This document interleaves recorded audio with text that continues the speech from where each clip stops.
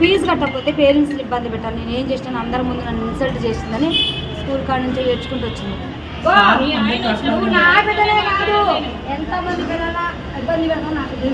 ఇప్పుడు మరోసారి అంటే స్కూల్లో చదివేటటువంటి పిల్లలు ఎంత మానసిక ఒత్తిడికి గురవుతున్నారు అనే దానికి ఎగ్జాంపుల్ మళ్ళా ఇట్లాంటి కార్పొరేట్ స్కూళ్లకు సంబంధించిన వార్తనే ఇది. శ్రీ చైతన్య స్కూల్కి సంబంధించిన వార్త ఇది. శ్రీ చైతన్య స్కూల్లో ఫీజు కట్టలేదు అంటూ ఒక అమ్మాయిని వేధించడం. ఆమె ప్రస్తుతం 10వ తరగతి చదువుతోంది. ఫీజు కట్టలేదు కట్టమను ఇంతే. ఇంకా వాళ్ళ ఫ్రెండ్స్ కావచ్చు, క్లాస్ రూమ్లో కావచ్చు, అందరి ముందర ఫీజు కట్టలేదు, ఫీజు డ్యూ ఉంది అని అంటూ ఆమె డ్యూ ఎంత అని క్లాస్ రూమ్లోనే అనౌన్స్ చేయడం. ఆ తర్వాత ఆ ఫ్రెండ్స్ ముందట పాపం ఆమె చాలా అంటే చాలా ఎంబారసింగ్గా ఆర్ ఇన్సల్ట్గా ఫీల్ అయిపోయి ఇంకా లాభం లేదనుకుంది. ఈరోజు స్కూల్కి వెళ్ళినటువంటి అమ్మాయి ఏడ్చుకుంటూ మళ్ళీ ఇంటికి వచ్చేసి తలుపేసుకొని ఫ్యాన్కి ఉరేసుకొని చనిపోయే ప్రయత్నం చేయడం. ఇంట్లో అమ్మ ఉంది, తర్వాత పని మనిషి కూడా ఉంది. ఆ టైంలోనే ఏడ్చుకుంటూ స్కూల్ నుంచి వచ్చేసరికి ఒక రకంగా పేరెంట్స్కి ఫస్ట్ అసలు ఏమైంది ఏంటి అనేది ఒక ఆందోళన కావచ్చు, ఒక భయం స్టార్ట్ అవుతుంది. అట్లాంటిది ఆమె స్కూల్ నుంచి ఏడ్చుకుంటూ రావడం, అప్పుడే స్కూల్కి వెళ్ళింది, అప్పుడే ఏడ్చుకుంటూ ఎందుకు వచ్చింది అనేది అసలు వాళ్ళకి అర్థం కానటువంటి టైంలోనే ఆమె వెంటనే డోర్ పెట్టేసుకొని, బెడ్రూమ్ డోర్ పెట్టేసుకొని ఉరి వేసుకుంది. అంటే మీరు ఇమాజిన్ చేసుకోవచ్చు ఎంత భయంకరంగా పిల్లల మీద ఒత్తిడి ఉంది. రీజన్స్ ఏవైనా కావచ్చు, చదవలేకపోవడం వల్ల కావచ్చు, లేదంటే ఇట్లా ఫీజులు కట్టలేకపోవడం వల్ల కావచ్చు, లేదంటే ఉపాధ్యాయులు హెరాస్ చేసే విధానం కావచ్చు. ఇట్లాంటి కార్పొరేట్ స్కూల్లో లక్షలు ఫీజు పోసిన తర్వాత కూడా పిల్లల్ని ఏదో రకంగా హెరాస్ చేయడం, ఆ తర్వాత వీళ్ళు ఆత్మహత్య చేసుకునే ప్రయత్నం చేయడం. ఇట్లా టీనేజ్ పిల్లలు చాలామంది అయితే డిప్రెషన్కి, యాంగ్జైటీకి లోనవుతున్నారు. అది పేరెంట్స్ తప్పనుకోండి, లేదంటే స్కూల్ యాజమాన్యమా, లేకపోతే ఇంకోట. కానీ పిల్లల మీద మాత్రం ఒత్తిడి ఎంత భయంకరంగా ఉంది అనేది ఈ మధ్య కాలంలో మనకొస్తున్నటువంటి వార్తలే దానికి బెస్ట్ ఎగ్జాంపుల్ అనుకోవచ్చు. ఈరోజు మేడ్చల్లో ఉన్నటువంటి శ్రీ చైతన్యకి సంబంధించిన స్కూల్ ఇది. సో ప్రిన్సిపల్ దగ్గరికి వెళ్ళి ఇంకా వాళ్ళ మమ్మీ అంటే ఆత్మహత్య చేసుకున్న ఈ పాప ఎవరైతే ఉన్నారో ఆమెను హుటాహుటిన హాస్పిటల్కి పంపించడం. ఇంట్లో ఉన్నారు కాబట్టి, చూశారు కాబట్టి ఇప్పుడు ఆమె ప్రాణాపాయ స్థితిలో అట్లీస్ట్ హాస్పిటల్ వెళ్ళి ఆమెకు ట్రీట్మెంట్ చేసే అంత చాయిస్ అయితే ఉండింది. ఆమె ఇప్పుడు ప్రస్తుతం ఐసీయూలో ట్రీట్మెంట్ అయితే తీసుకుంటుంది. కానీ వాళ్ళ మమ్మీ మాత్రం వెంటనే స్కూల్కి వెళ్ళి ఏంది హెరాస్మెంట్ ఏంది నాకు అర్థం కాదు, స్కూల్లో పిల్లలు పంపిస్తున్నది దేనికి, చదువుకోండి, చదువు చెప్తారని పంపిస్తే ఇట్లా పిల్లల్ని హెరాస్ చేస్తున్నారు ఏదో ఒక రూపంలో. ఫీజు ఇప్పుడు కొన్ని రోజులు లేట్ అయితే ఏమైనా యాజమాన్యం ఏమైనా కోట్లలో నష్టపోతుందా? మా పిల్లను పోగొట్టుకుంటే ఇప్పుడు మీరేమైనా మళ్ళా బ్యాక్ మా పిల్లని ఏమైనా తెచ్చిస్తారా అని ఆ పేరెంట్ యొక్క ఆవేదన వ్యక్తం చేస్తోంది. ప్రిన్సిపల్ని డైరెక్ట్ అడుగుతోంది, ఎందుకని ఇప్పుడు మాకంటే చెప్పారు, పేరెంట్స్కి చెప్పాలి కానీ పిల్లల మీద మీ ఒత్తిడి ఏంటి, ఫీజు ఏమన్నా వాళ్ళు సంపాదించి వాళ్ళు కడతారా, వాళ్ళని ఇన్సల్ట్ చేయడం ఏంటి అనేది కూడా పూర్తిగా ఆమె క్వశ్చన్ చేస్తున్న పరిస్థితి కనిపిస్తోంది. సో ఈ పాప ఎవరైతే ఉన్నారో ఆమె మనస్తాపంతో ఉరి వేసుకొని ఆత్మహత్య చేసుకున్న పరిస్థితి కనిపిస్తోంది. పేరు వచ్చేసి అఖిల. గతంలో కూడా వీళ్ళ అబ్బాయిని కూడా ఇదే స్కూల్లో చదివించారు కాబట్టి సేమ్ ఇట్లాంటి హెరాస్మెంటే మా అబ్బాయి కూడా ఫేస్ చేశాడు. ఆ తర్వాత ఆయన డిప్రెషన్లోకి వెళ్ళాడు. డిప్రెషన్లోకి వెళ్ళిన తర్వాత ఆయనకు మేము ట్రీట్మెంట్ చేయించాము. కార్పొరేట్ స్కూళ్ళల్లో చదివిపించి మేము ఏదో బాగుపడతారనో, చదువు బాగొస్తుందోనో మేము తీసుకెళ్ళి కార్పొరేట్ స్కూళ్ళల్లో వేస్తే అక్కడ జరుగుతుంది ఇది, హెరాస్మెంట్ చేస్తారు, ఉపాధ్యాయులు ఏదో ఒకటి అంటారు, లేదంటే ఫ్రెండ్స్ ముందట ఇట్లా ఇన్సల్ట్ చేస్తారు. ఇంకా ఏం చెయ్యాలి, మాకు అర్థం కాని పరిస్థితి ఉంది. దయచేసి నాలాంటి పేరెంట్స్ ఎవరు కూడా ఇట్లాంటి స్కూళ్ళల్లో వేయకండి, చదువు కంటే ఎక్కువగా వీళ్ళకు టార్చరే ఉంటోంది అని వీళ్ళ మమ్మీ ఆవేదన వ్యక్తం చేస్తున్న పరిస్థితి కనిపిస్తోంది. ఇప్పుడు అఖిల ఈ అమ్మాయి చేసినటువంటి తప్పేంది, ఫీజు కట్టలేకపోవడం ఈ అమ్మాయి చేసినటువంటి తప్ప? సరే, కొన్ని కుటుంబాల్లో కొన్ని ఆర్థిక ఇబ్బందుల వల్ల కొంచెం అటు ఇటుగా అవుతాయి. వార్నింగ్ ఇవ్వండి. లేదు కొన్ని రోజుల పాటు ఆగి మేము కడతాము అని అంటే అలా ఒప్పుకోండి. నిజంగానే కార్పొరేట్ స్కూల్కి సంబంధించిన ఫీజు అసలు పొంతం లేకుండా ఉంటుంది, దోచుకోవడం తప్పించి ఇంకేమైనా ఉందా? ఇప్పుడు రాష్ట్ర సర్కార్లకు కూడా పెద్ద ఎత్తున పేరెంట్స్ డిమాండ్ చేస్తుంది కూడా అదే.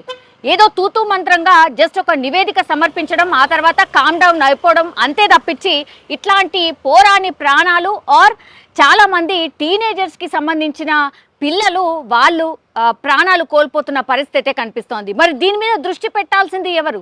పేరెంట్స్ కూడా అదే అడుగుతున్నారు. రాష్ట్ర సర్కార్లు కొంచెం పట్టించుకోండి, మాలాంటి పేరెంట్స్ చాలామంది ఉన్నారు అనేటువంటిది వీళ్ళ మమ్మీ యొక్క ఆవేదన. ఇప్పుడు ఆ పాప ఇప్పుడు యశోద హాస్పిటల్లో అయితే ట్రీట్మెంట్ తీసుకుంటుంది, సీరియస్ కండిషన్లో ఉంది, ఐసీయూలో ట్రీట్మెంట్ తీసుకుంటుంది అని వాళ్ళ మమ్మీ చెప్తున్న పరిస్థితి. ఇప్పుడు పోరాని ప్రాణం ఒకవేళ పోతే ఏంది, ఎవరు ఆన్సరబుల్? వాళ్ళ పేరెంట్స్కి ఇప్పుడు వాళ్ళ మమ్మీ అడుగుతున్నటువంటి ప్రశ్నకి ఎవరు జవాబు చెప్తారు? స్కూల్ యాజమాన్యం ఏమన్నా చెప్తుందా? చెప్పే అసలు ఎక్కడుంటుంది? అందుకే ఈ ఇన్సిడెంట్లు జరిగినప్పుడల్లా ప్రజా సంఘాలు, విద్యార్థికి సంబంధించిన ప్రజా సంఘాలు ఏవైతే ఉంటాయో వాళ్ళు పెద్ద ఎత్తున ఆందోళన చేయడం అక్కడికే ఆగిపోతుంది తప్పించి ఏమైనా న్యాయం జరుగుతుందా ఆర్ ఏమైనా కదలిక వస్తుంది అంటే ఏమంటే ఏ కదలిక కూడా ఉండట్లేదు. ఎక్కడ వేసిన గొంగడి అక్కడే అంటారు కదా, ద సేమ్ అన్నమాట. ఇట్లాంటి ఇన్సిడెంట్స్ పదే పదే జరుగుతున్నాయి తప్పించి ఇందులో ఏమైనా యాక్షన్ ఉంటుందా, ప్రభుత్వం తరఫు నుంచి ఏమైనా ఆదేశాలు ఉంటాయా అని పేరెంట్స్ ఎదురు చూడడం తప్పించి ఇందులో మరి అసలు ఎట్లాంటి కదలిక ఉండట్లేదు.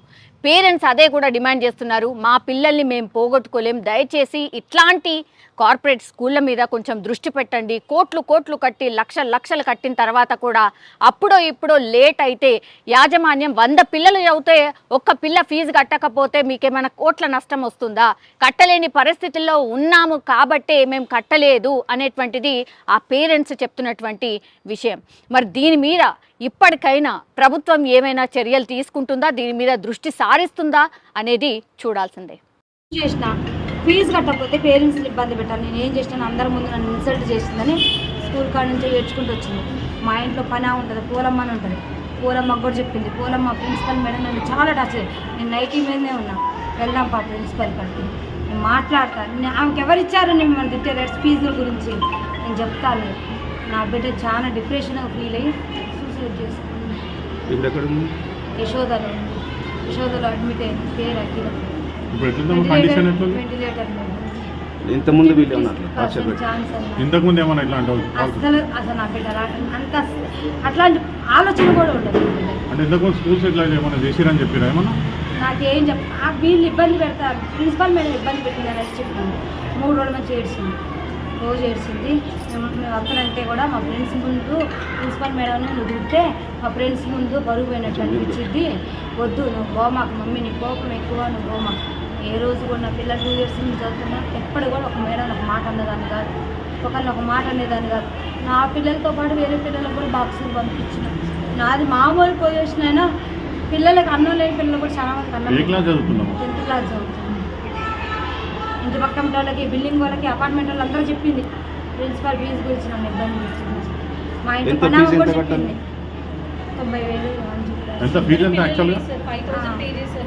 90,000 ఇవ్వ కట్టాలన్నారు. లాస్ట్ ఇయర్ కొంచెం పెండింగ్ ముందు మొత్తం కలిసి మనం 22,000 ఇచ్చిన. అయితే ఇంగ్లీష్లో తక్కువ మార్కులు వచ్చినాయని లాస్ట్ 1 month 2 months క్రితం బాబుని టార్చర్ చేశాను. బాబు డిప్రెషన్లోకి వెళ్ళిపోయింది. వీళ్ళ వల్ల బాబుకి ఇప్పుడు దగ్గర 1 lakh వరకు ట్రీట్మెంట్ అయింది. నా దగ్గర అన్ని రిపోర్ట్స్ ఉన్నాయి, అన్ని ఫైల్స్ ఉన్నాయి. నేను బంజారా హిల్స్ సైకాలజిస్ట్ ఆశా హాస్పిటల్లో చూపిస్తున్నా, డాక్టర్ చైతన్య దగ్గర చూపిస్తున్నాను. ఓన్లీ బాబుకి 35 40 వచ్చిన ఇంగ్లీష్ మార్కులని ప్రిజర్వ్ చేశాను. బాబు 7th class. అయితే వేరే కట్టాల్సిన ఫీజు బాబు ట్రీట్మెంట్ పోయినా ఆల్రెడీ బాగా సార్ కూడా చెప్పిన, బాబుకి అబ్నార్మల్ ఉంది, బాబు కండిషన్ ట్రీట్మెంట్ నడుస్తుంది, బాబుకి హెల్త్ బాగాలేదు కాబట్టి ఆ డబ్బులు అటు యూజ్ చేస్తున్నా. లోన్ పెట్టిన, లోన్ రాగానే ఒకేసారి ఎట్ ఏ టైం నేను ఎంత ఫీజు ఉంటే అంత క్లియర్ చేస్తాను కూడా మా సార్ చెప్పింది. బాబు కూడా బాగాలేదు. బాబు కూడా మన మధుసింకం పోయింది స్కూల్ వల్ల. టార్చర్ పిల్లల్ని ఏం ఫెయిల్ అయితే మనం రాసుకోకూడదు సార్. ఇయర్ లాస్ అయితే నెక్స్ట్ ఇయర్ చదువుకోకూడదు. ఎందుకు పిల్లలు లేనప్పుడు చదువు ఎందుకు? పిల్లలు బతుకుండి పిల్లలు బాగుంటే కండి చదువు కావాలి. పిల్లలు సూసైడ్ చేసుకొని చచ్చిపోయినాక చదువులు ఏమి ఇస్తారు చదువులు అంటే మాలాంటి వాళ్ళకి కడుపు కోత మిగల్చడానికి ఇలాంటి పెద్ద పెద్ద స్కూళ్ళు పెట్టేది ఇలాంటి పెద్ద పెద్ద స్కూళ్ళు పెట్టేది మాలాంటి పేదోళ్ళ కోసం. ఇప్పుడు మేము ఎక్కడో ఉంచి బతకడానికి వచ్చినాం. మేము తెలుగు మీడియం చదువుకున్నాం, సరైన జాబులు రాలేదనే కదా పెద్ద పెద్ద స్కూల్లో వేస్తే ఇంగ్లీష్ మీడియం చదువుకొని ఫారెన్ కంట్రీస్ అటు ఇటు పోతారు, మంచిగా మా పిల్లలు సెటిల్ అవుతారనే వేసాక మా పిల్లల్నే భూముల మీద నుంచి లేకుండా చేస్తే మీరెందుకమ్మా ఇలాంటి స్కూళ్ళు పెట్టుకొని ఏం యూజ్? కొంతమంది పిల్లల్లో ఒక పాప స్కూల్ ఫీజు కట్టకపోతే మీ మేనేజ్మెంట్కి ఏమైనా కోట్లు నష్టం వస్తుందా? కరోనాలో పేరెంట్స్ చచ్చిపోతున్నారు కదా, దత్తా తీసుకొని చదివించిన స్కూల్స్ లేవా? ఒక పేరెంట్ ఒక పిల్ల 100 మంది పిల్లలు ఒక పిల్ల కట్టకపోతే మీకు కోట్లు నష్టం వచ్చిందా? కోట్లు నష్టం వచ్చిందా? ఏం నష్టం వచ్చింది? మేనేజ్మెంట్కి ఎక్కడ నష్టం వచ్చింది?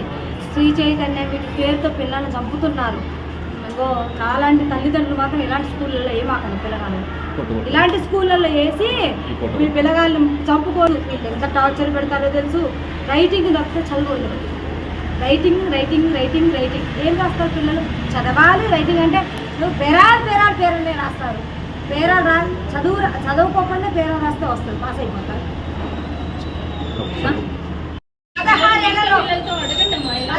16 ఏళ్ళ వయసులో ఫాస్ట్ ఉంటుంది వాళ్ళ వయసు, ఆలోచన ఇచ్చే శక్తి కూడా చదువుకు వేరేలా ఉంటుంది. మెచ్యూరి మైండ్ కాదు, వాళ్ళని ఇబ్బంది పెట్టే రైట్స్ మనకు లేవు. పేరెంట్తో టార్చర్ చెప్పి నువ్వు నా బిడ్డలే కాదు ఎంతమంది పిల్లల ఇబ్బంది పెడతావు నాకు తెలుసు. ఆసియా నా ఫ్రెండు, లక్ష్మి నా ఫ్రెండు, పిల్లలు ఉన్నారు. డబ్బుల విషయంలో నువ్వు ఎంత బాధ పెట్టావో నాకు తెలుసు. నా బిడ్డకి ఎవరైతే నువ్వు ఎంప్లాయ్ అయితే నీ మేనేజ్మెంట్ అనాలనుకోండి తప్ప తీసుకుపోయారు. 22,000 కొన్ని ఇచ్చి పంపించాను లాస్ట్ ఇయర్. అవును నేచర్లో నీకు స్కూల్లో ఉన్న బట్టికే నీకు రెస్పాన్స్. నేచర్ మా ఆయనకి నీ బాబు మొత్తం నాశనం. నా బిడ్డ పోయి నా కొడుకు పోయి నీ స్కూల్ ముందే సూసైడ్ చేసుకున్నాను. నా బిడ్డకి భూలోకంలో లేనప్పుడు నేను ఉండను. ఈ స్కూల్ ముందే చచ్చిపోతా. నేను చచ్చిపోవడం అనుకోను, ఈ స్కూల్ ముందే అనుకుంటా చచ్చిపోతా. స్కూల్ ముందు ఎందుకో తెలుసా? ఆ పిల్లల్ని ఎంత చదువుతాను అందరికి తెలుసు. ఇక్కడ ఉన్న వాళ్ళకు తెలుసు.